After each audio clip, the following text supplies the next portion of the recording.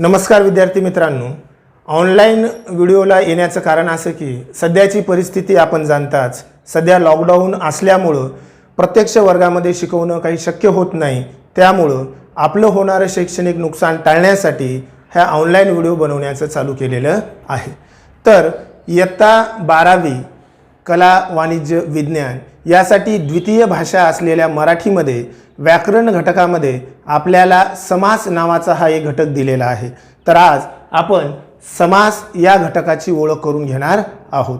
तर समास म्हणजे काय, समासाची व्याख्या काय आणि प्रकार काय हे अभ्यासण्याच्या अगोदर मुळामध्ये समासाची निर्मिती का झाली किंवा समासाची निर्मिती का करावी लागली याविषयी आपण थोडक्यामध्ये प्रस्तावनेमध्ये चर्चा करूया. तर विद्यार्थी मित्रांनो, काटकसर करणे ही मानवाची नैसर्गिक आणि सहज प्रवृत्ती आहे.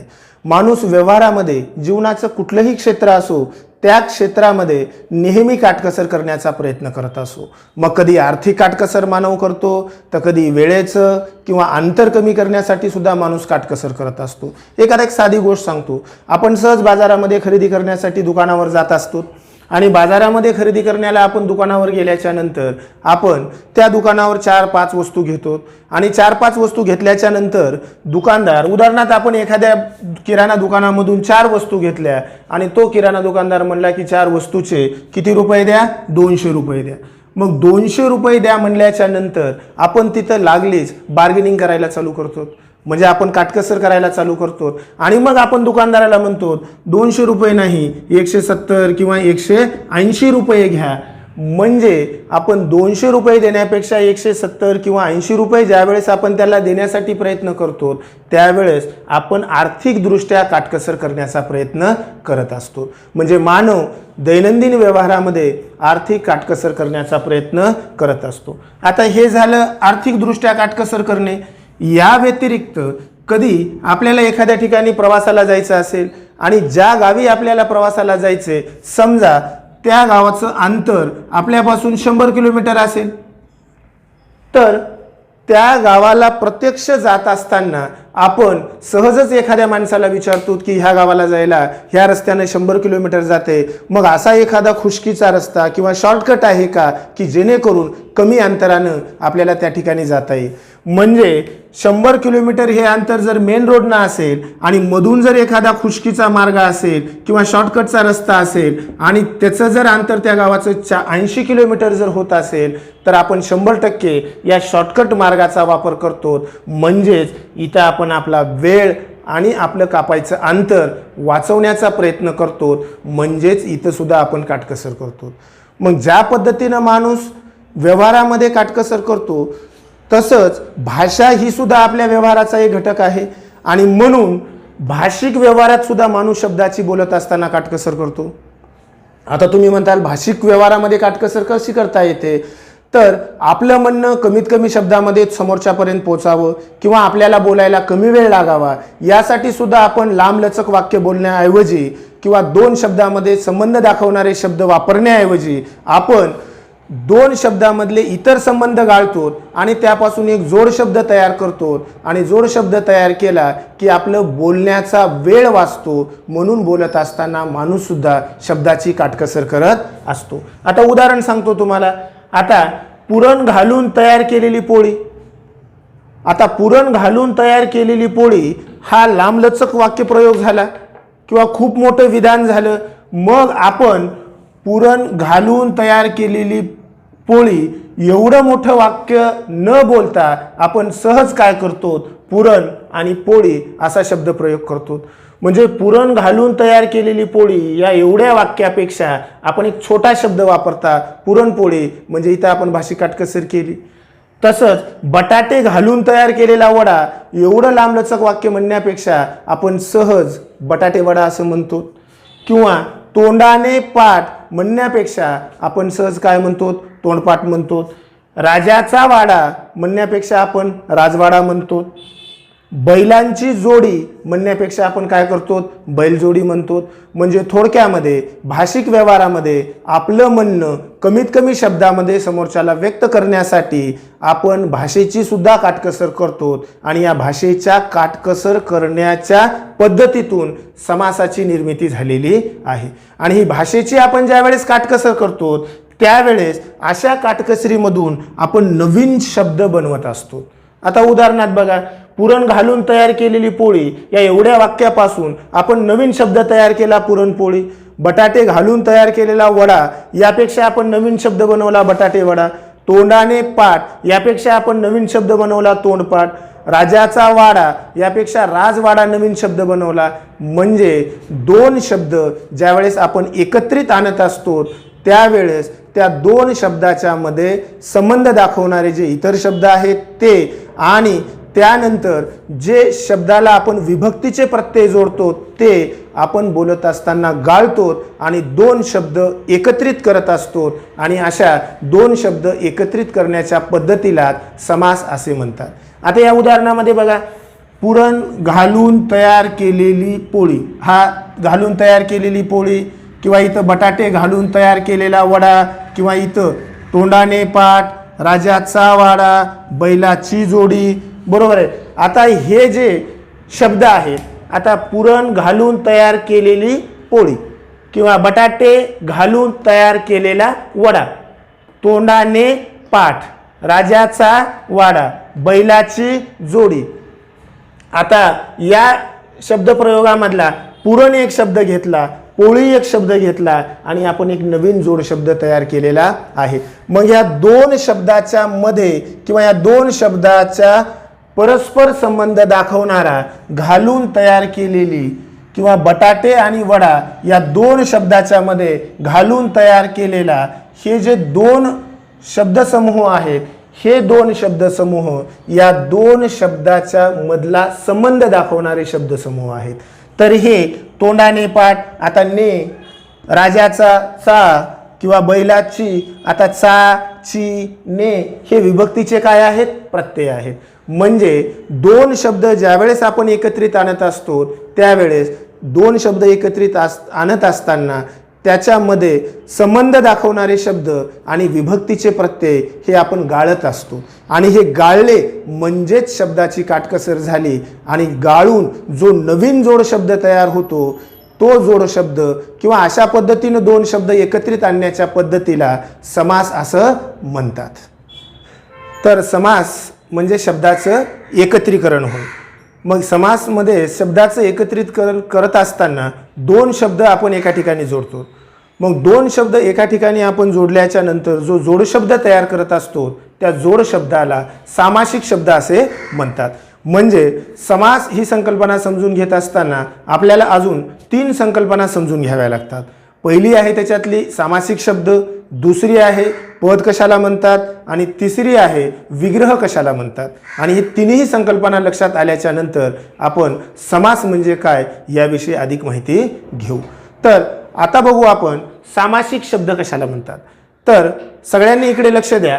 सामासिक शब्दाची व्याख्या आहे दोन शब्द एकत्र येऊन तयार होणाऱ्या जोड शब्दास सामासिक शब्द असे म्हणतात. म्हणजे सामासिक शब्द होण्यासाठी दोन शब्द एकत्रित आणावे लागतात आणि हे दोन शब्द एकत्रित आणल्याच्या नंतर त्या दोन शब्दापासून जो एक जोड शब्द तयार होतो त्या जोड शब्दाला, कोणत्या शब्दाला, त्या जोड शब्दाला सामासिक शब्द असे म्हणतात.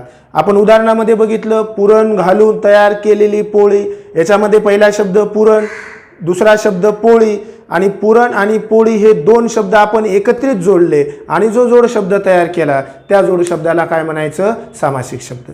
मग सामासिक शब्दाची व्याख्या लक्षात आली का? पुन्हा एकदा पहा. दोन शब्द एकत्र येऊन तयार होणाऱ्या कोणत्या शब्दाला, जोड शब्दाला सामासिक शब्द असे म्हणतात. म्हणजे सामासिक शब्दामध्ये दोन शब्द असतात आणि हे दोन शब्द एकत्रित आणून जोडले जातात आणि जेव्हा हे दोन शब्द जोडले जातात आणि त्यांचा एक नवीन जोड शब्द बनतो त्या जोड शब्दाला सामासिक शब्द असे म्हणतात. आता आपण काही उदाहरणं पाहू. आता प्रति हा एक शब्द आहे, आणि क्षण हा एक शब्द आहे. प्रति आणि क्षण हे दोन शब्द आपण काय केले, जोडले, आणि जोडल्याच्या नंतर कोणता शब्द तयार झाला, प्रतिक्षण. त्यानंतर राष्ट्र एक शब्द आहे, अर्पण एक शब्द आहे, आणि राष्ट्र आणि अर्पण हे दोन शब्द आपण काय केले, जोडून घेतले. जोडून घेतल्यावर नवीन जोड शब्द तयार झाला, राष्ट्रार्पण. त्याच पद्धतीनं तिसरा शब्द आहे योग्य, दुसरा एक शब्द आहे अयोग्य. योग्य आणि अयोग्य हे दोन शब्द आपण एकत्रित काय केले, जोडले, आणि त्याच्यापासून एक नवीन जोड शब्द तयार झाला, योगा योग्य. त्याच्यानंतर कला एक शब्द आहे, कुशल एक शब्द आहे. मग कला आणि कुशल हे दोन्ही शब्द आपण काय केले, जोडले, आणि जोडून नवीन एक जोड शब्द तयार झाला, कला कुशल. म्हणजेच दोन शब्द हे आणि हे एकत्र येऊन तयार होणारा जो नवीन जोड शब्द आहे. आता प्रति आणि क्षण हे दोन शब्द एकत्र आले आणि एकत्र येऊन त्यांच्यापासून एक नवीन काय बनला, जोडक शब्द बनला. आणि हा जो नवीन जोड शब्द बनलाय त्या नवीन जोड शब्दाला काय म्हणायचं, सामासिक शब्द असं म्हणायचं. आता हे सगळे आपण जे शब्द तयार केले ते शब्द कोणते शब्द आहेत, सामासिक शब्द. कारण हे प्रत्येक शब्द दोन शब्दापासून किंवा दोन शब्दाला एकत्र आणून जोडलं आणि जो जोड शब्द तयार झाला त्या जोड शब्दाला म्हणायचं सामासिक शब्द. तर कळालं का सामासिक शब्द म्हणजे काय, तर सामासिक शब्द म्हणजे दोन शब्द एकत्र येऊन त्यापासून तयार होणारा जो जोड शब्द असतो त्या जोड शब्दाला सामासिक शब्द असे म्हणतात. त्यानंतर आता आपल्याला पद म्हणजे काय बघायचे. आता आपण सामासिक शब्द बघत असताना एक गोष्ट आपल्या लक्षात आली, समासामध्ये कमीत कमी दोन शब्द असतात, बरोबर आहे, आणि समासामध्ये शब्दांना पद असं सुद्धा म्हणतात. मग समासामध्ये कमीत कमी किती शब्द असतात, दोन शब्द असतात. त्यातील प्रत्येक शब्दाला पद असं म्हटल्या जातं. आता उदाहरणामध्ये कला कुशल हे दोन शब्द आहेत. त्याच्यामध्ये कला हे झालं पहिलं पद, कुशल हे झालं दुसरं पद. म्हणजे पद हे समासातील प्रत्येक शब्दाला पद असे म्हणतात. मग लक्षात आलं पद म्हणजे काय, तर समासामध्ये कमीत कमी किती शब्द असतात, दोन शब्द असतात. सामासिक शब्दामध्ये दोन शब्द असतात. त्यातील प्रत्येक शब्दाला पद असे म्हणतात. यानंतर आपल्याला तिसरी गोष्ट शिकायची ती म्हणजे विग्रह. काय म्हणायचं त्याला, विग्रह. तर विग्रह म्हणजे काय, सामासिक शब्दाची ज्यावेळेस आपण फोड करून दाखवत असतो, सामासिक शब्दाची फोड करून दाखवण्याच्या पद्धतीलाच विग्रह असे म्हणतात. आता आपण अगोदर शब्दाची काटकसर करताना समास कसा तयार होतो हे बघत असताना आपण बघितलं होतं, पुरण घालून तयार केलेली पोळी, बरोबर आहे. मग आपण त्यापासून दोन शब्द बघितले, एक पुरण घेतला, दुसरा पोळी घेतला, आणि दोन्हीच्या मधला संबंध दाखवणारा शब्द आपण गाळला आणि त्याच्यापासून शब्द बनवला पुरणपोळी. मग पुरणपोळी हा काय झाला, सामासिक शब्द झाला. मग पुरणपोळी या शब्दामध्ये किती पद झाले, दोन पद झाले, एक पुरण दुसरं पोळी. मग हा पुरणपोळी शब्द कसा बनला, त्याचा अर्थ स्पष्ट करून सांगण्यासाठी ज्या वेळेस आपण सामासिक शब्दाची फोड करतो आणि फोड करून सांगतो. आता उदाहरणामध्ये प्रतिक्षण ह्या दोन पदापासून प्रतिक्षण हा कोणता शब्द बनला, सामासिक शब्द बनला. मग या सामासिक शब्दामध्ये किती पद झाले, दोन पद झाले. प्रति एक पद झालं, क्षण दुसरा पद झाला. पण प्रतिक्षण हा शब्द कसा बनला, तर त्याचा फोड करून सांगण्याच्या पद्धतीला विग्रह असे म्हणतात. प्रतिक्षण याचा विग्रह होतो प्रत्येक क्षणाला. राष्ट्र आणि अर्पण या दोन पदापासून सामासिक शब्द बनला राष्ट्रार्पण. मग हा राष्ट्रार्पण शब्द कसा बनला त्याची फोड करून सांगायची असेल तर राष्ट्रासाठी अर्पण. योग्य अयोग्य या दोन पदापासून सामासिक शब्द बनला योगायोग्य. तर याची फोड करून सांगायची असेल तर योग्य किंवा अयोग्य. कला एक पद, कुशल एक पद, आणि या दोन्ही पदापासून शब्द बनला कलाकुशल. कलाकुशल झाला सामासिक शब्द, आणि हा सामासिक शब्द कसा बनला तर कलेत कुशल ही झाली त्याची फोड. म्हणून सामासिक शब्दाची फोड करून दाखवण्याच्या पद्धतीलाच विग्रह असे म्हणतात. म्हणजे आपण इथे किती गोष्टी शिकल्या आता? 3. पहिलं सामासिक शब्द म्हणजे काय? तर सामासिक शब्द कशाला म्हणायचं? 2 शब्द एकत्र येऊन तयार होणाऱ्या जोड शब्दाला सामासिक शब्द असे म्हणतात. तर पद कशाला म्हणायचं? समासामध्ये कमीत कमी 2 शब्द असतात, त्यातील प्रत्येक शब्दाला पद असे म्हणतात. आता विग्रह कशाला म्हणायचं? तर सामासिक शब्दाची फोड करून दाखवण्याच्या पद्धतीलाच विग्रह असे म्हणतात. आता तुम्हाला सामासिक शब्द म्हणजे काय, पद म्हणजे काय, विग्रह म्हणजे काय हे कळालेलं असेल. आता आपण समास म्हणजे काय हे पाहू. समास हा शब्द मूळ संस्कृत भाषेमधल्या सम अधिक अस या धातूपासून समास हा शब्द बनलेला आहे. तर समास शब्द कसा बनला म्हणल्यावर काय सांगणार तुम्ही? तर समास शब्द हा संस्कृत भाषेमधला सम अधिक अस या धातूपासून समास शब्दाची निर्मिती झालेली आहे. कोणत्या भाषेतल्या? संस्कृत भाषेतल्या. कोणत्या धातूपासून? सम अधिक अस या धातूपासून समास शब्दाची निर्मिती झालेली आहे. मग आता समास या शब्दाचा अर्थ काय होतो? तर एकत्र करणे किंवा संक्षेप करणे. संक्षेप करणं म्हणजे सुद्धा मधला भाग गाळून आपण त्याला कमी करतो, आणि एकत्र करणं म्हणजे सुद्धा 2 शब्द आपण एकत्र आणतो, त्याला सुद्धा काय म्हणायचं? समास असं म्हणायचं. तर मग समास हा धातू कुठल्या भाषेतला होता किंवा कोण्या भाषेतून आला? तर समास हा धातू संस्कृत या भाषेमधून आला. आणि कोण्या धातूपासून बनला? तर सम अधिक अस या धातूपासून समास शब्दाची निर्मिती झालेली आहे. आणि त्या शब्दाचा अर्थ होतो एकत्र करणे किंवा संक्षेप करणे. थोडक्यामध्ये शब्दाच्या एकत्रीकरणाला किंवा एकीकरणालाच समास असे म्हणतात. मग आता समासाची आपण व्याख्या पाहू. तर समासाची व्याख्या आहे 2 शब्द किंवा शब्दाला समासामध्ये पद म्हणतात. 2 शब्द किंवा पदे परस्पर संबंधामुळं एकत्रित करण्यालाच, परस्पर संबंधामुळं काय करण्याला?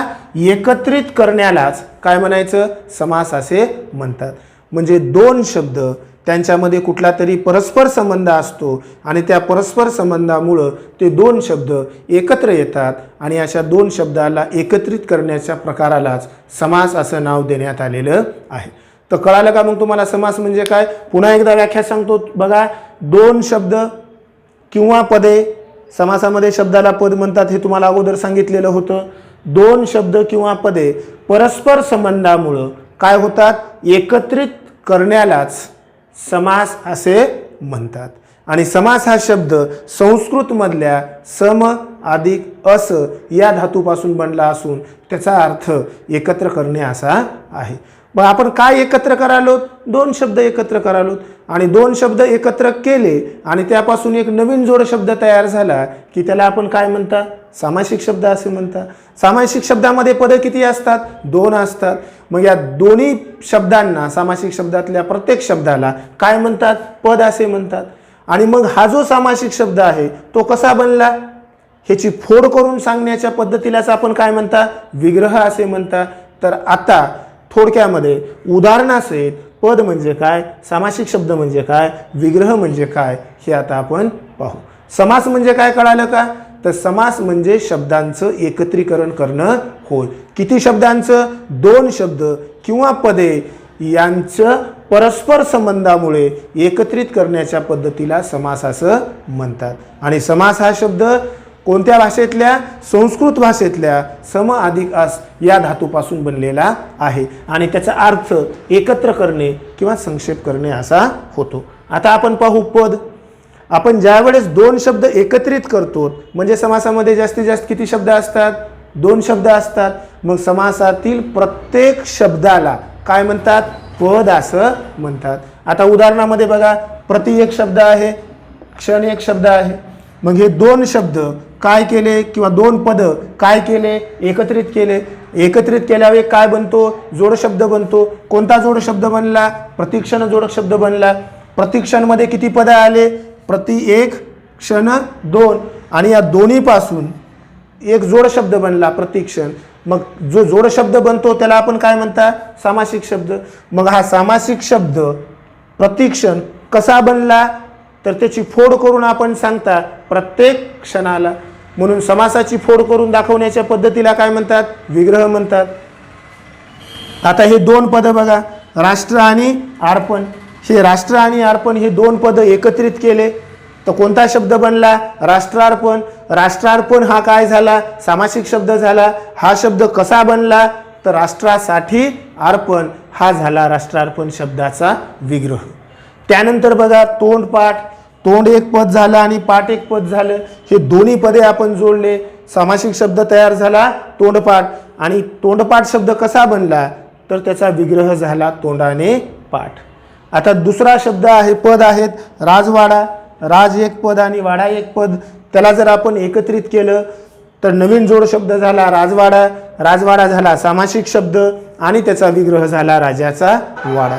आता सेवा एक शब्द आहे आणि निवृत्त एक शब्द आहे. मग सेवा आणि निवृत्त हे दोन्ही पद आपण जोडले, जोड शब्द तयार झाला सेवानिवृत्त.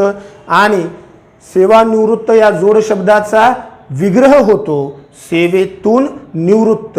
म्हणजेच समासामध्ये कमीत कमी दोन पदे असतात, प्रत्येक शब्दाला पद असे म्हणतात. दोन पद एकत्रित जोडल्याच्या नंतर जो सामासिक शब्द तयार होतो, जो जोड शब्द तयार होतो, त्या जोड शब्दाला सामासिक शब्द असे म्हणतात. आणि सामासिक शब्द कसा बनला, तर तो सामासिक शब्द कसा बनला हे फोड करून सांगण्याच्या पद्धतीला विग्रह असे म्हणतात. तर थोडक्यामध्ये समास म्हणजे काय, समास हा शब्द कोणत्या धातूपासून बनला, त्यानंतर पद म्हणजे काय, सामासिक शब्द म्हणजे काय, विग्रह म्हणजे काय, एवढ्या बाबी आपल्या लक्षात आल्या असतील. आता आपण समासाचे प्रकार पाहू. तर समासाच्या प्रकाराची माहिती पाहत असताना आपण यापूर्वी बघितलं की समासामध्ये कमीत कमी किती पदे असतात, दोन पदे असतात. मग त्या दोन पदापैकी कोणत्या पदाला अधिक महत्त्व आहे किंवा दोन्हीपैकी कोणतं पद महत्त्वाचं आहे, यावरून समासाचे एकूण 4 प्रकार पडतात. समासाचे किती प्रकार पडतात, 4 प्रकार पडतात. आणि समासाचे प्रकार कशावरून पडतात, समासामध्ये कमीत कमी किती पदे असतात, 2 पदे असतात. किती पदे, 2. आता समजा हे एक पद आणि हे दुसरं पद. मग या 2 पदापैकी कोणतं पद महत्त्वाचं आहे, यावरून समासाचे एकूण 4 प्रकार पडतात. आता या 4 प्रकाराची आपण ओळख करून घेऊ. आता ज्या सामासिक शब्दामध्ये 2 पदं असतात त्यापैकी कुठलं पद महत्त्वाचं आहे, बरोबर, त्यावरून समासाचा प्रकार ठरतो. आता ज्या समासाचं पहिलं पद प्रधान आहे, प्रधान म्हणजे काय, मुख्य किंवा महत्त्वाचं. मग ज्या समासातील दोन्ही पदापैकी पहिलं पद हे प्रधान असेल, दुसरं गौण असेल किंवा दुसरं कमी महत्त्वाचं असेल आणि पहिलं जास्त महत्त्वाचं असेल, तर त्या समासाच्या प्रकाराला काय म्हणायचं, अव्ययीभाव समास. म्हणजे समासाचा पहिला प्रकार जो आहे तो आहे अव्ययीभाव समास. अव्ययीभाव समासामध्ये पहिलं पद हे अव्यय असतं आणि पहिलं पद हे प्रधान असतं, महत्त्वाचं असतं. म्हणून याला कोणता समास म्हणतात, अव्ययीभाव समास.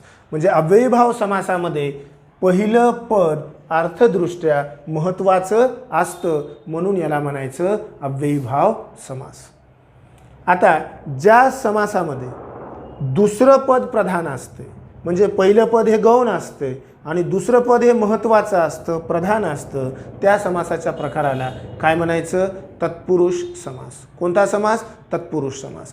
तत्पुरुष समासामध्ये दुसरं पद महत्त्वाचं असते. कितवं पद महत्त्वाचं, दुसरं. पहिलं गौण असते. अव्ययीभाव समासामध्ये कोणतं पद महत्त्वाचं होतं, पहिलं महत्त्वाचं होतं, दुसरं काय होतं, गौण होतं. पण तत्पुरुष समासामध्ये पहिलं पद गौण असते, दुसरं पद महत्त्वाचं असते, म्हणून त्या समासाला काय म्हणायचं, तत्पुरुष समास. आता दुसरा एक समास आहे, तिसरा समास. या समासामध्ये दोन्ही पदे सारखीच महत्त्वाची असतात. पहिलेही पद अर्थदृष्ट्या प्रधान असतं, दुसरंही पद अर्थदृष्ट्या प्रधान असतं, दोन्ही पदं महत्त्वाची असतात. म्हणून या समासाच्या प्रकाराला द्वंद्व समास असे म्हणतात. द्वंद्व समासामध्ये दोन्ही पद प्रधान किंवा महत्त्वाचे असतात म्हणून त्याला द्वंद्व समास असे म्हणतात.